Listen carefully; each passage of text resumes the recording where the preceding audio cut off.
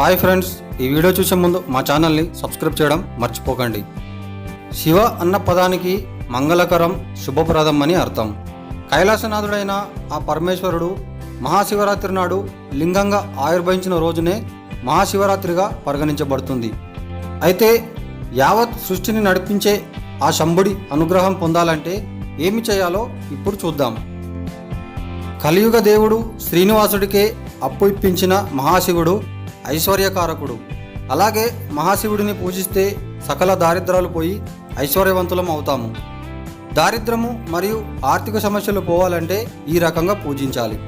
ముందుగా సోమవారం తలస్నానం చేయాలి. తర్వాత శివుడి లింగం లేదా పటం ఫోటోకి విభూతి సమర్పించాలి. ఆ పైన శివాష్టకం స్తోత్రం జపించాలి. పైన చెప్పిన స్తోత్రం చదివిన తర్వాత శివుడికి పాలు మరియు నీళ్లు సమర్పించాలి.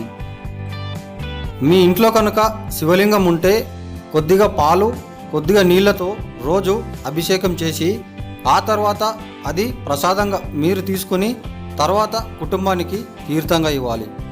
ఒకవేళ మీ ఇంట్లో శివుడి లింగం లేకుండా ఫోటో ఉన్నట్లయితే ఆయన ఫోటో ముందు పాలు లేదా నీళ్లు రాగి మరియు వెండి గ్లాసులో సమర్పిస్తే మీకున్న ఆర్థిక బాధలు తొలగిపోయి ఐశ్వర్యవంతులు అవుతారు. Okay friends, thanks for watching. Friends, ఈ వీడియో మీకు నచ్చితే లైక్ చేయండి లేదా షేర్ చేయండి. అలాగే మరిన్ని అప్డేట్స్ కోసం దయచేసి మా ఛానల్ని సబ్స్క్రైబ్ చేయండి.